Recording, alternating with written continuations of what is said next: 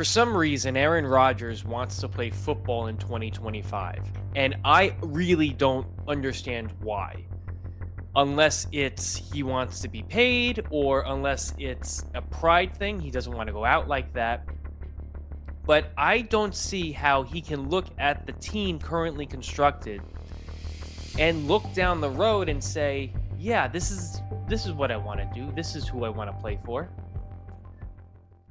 He already made comments about how when a team replaces a head coach or replaces a GM, it's difficult to acclimate to a new system and a new culture. He said that basically on the Pat McAfee show. So why would he want to stay with the Jets and play if they're going to have a new GM, which we all think they will, and they're going to have a new head coach? Because I don't think Ulbrich is the guy. And not just a new head coach, a completely new staff. And likely Devontae Adams not being there because I don't think a new GM is going to want to bring him back. So it has to be a pride thing in his core that he doesn't want to go out like this. It doesn't make sense for a quarterback of his age to want to keep playing. You know, the Jets aren't really a head coach or a head coaching destination. Aaron Rodgers basically ran McCarthy out of the building in Green Bay. LaFleur couldn't wait to get rid of him and move on from Jordan Love. And now with the Jets, Robert Saleh was fired week 5. So what coach is going to come in here and say, yeah, I want to coach a 41-year-old quarterback who probably doesn't have it anymore and is one of the reasons that the team isn't winning games? When a new coach wants to come into an organization, they want to put their guys in place. They're going to want to be able to pick their players, and they want a say of who their quarterback is.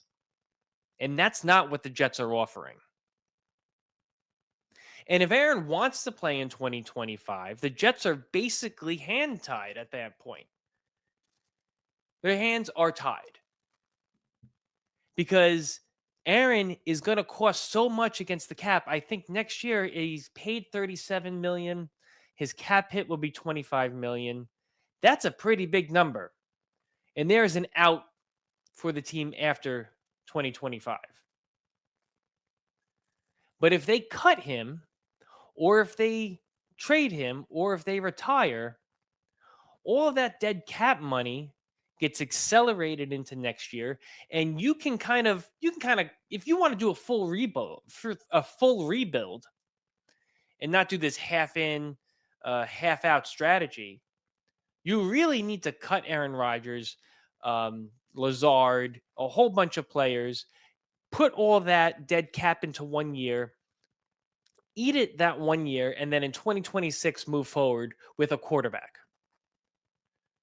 Now, I'm pretty sure that the plan for the Jets was to always take a quarterback in the 2025 draft. And if this team keeps winning games, which I think they're going to win at least 3 or 4 more games, they're going to be somewhere in the middle of the road of the draft. Somewhere between 10 and 15 if we're being honest. So you're not going to get that that player that is really coveted. You're going to get a quarterback that is, the 3rd or 4th on people's lists.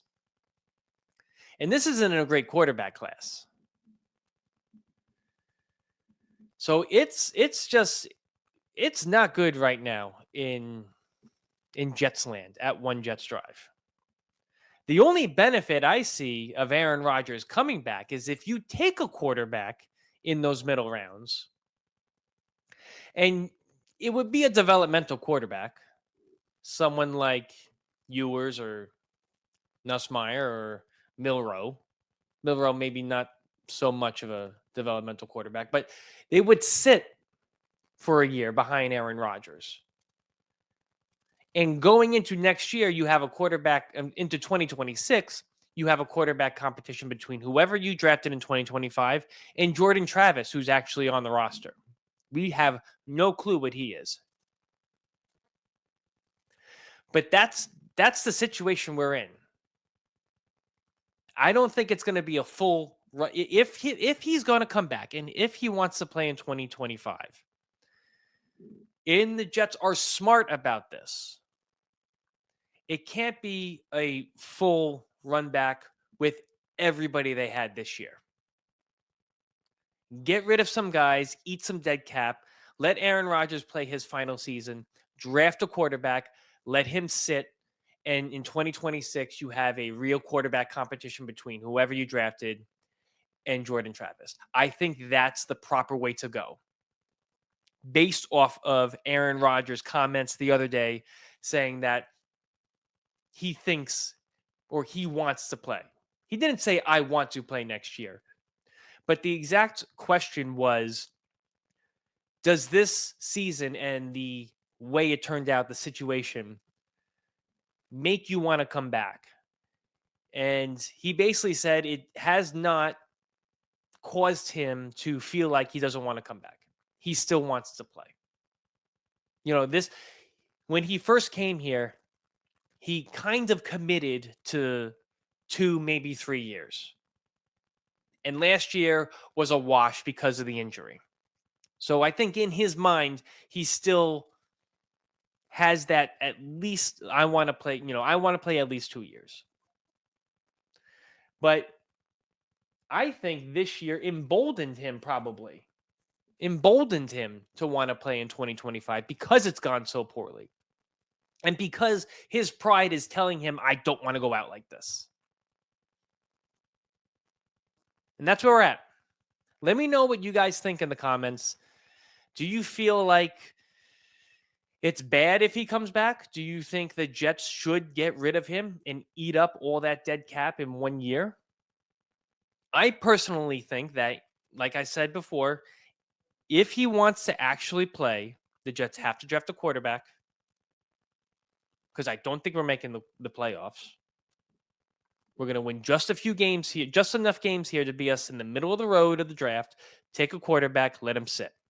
And then in 2026, we move forward.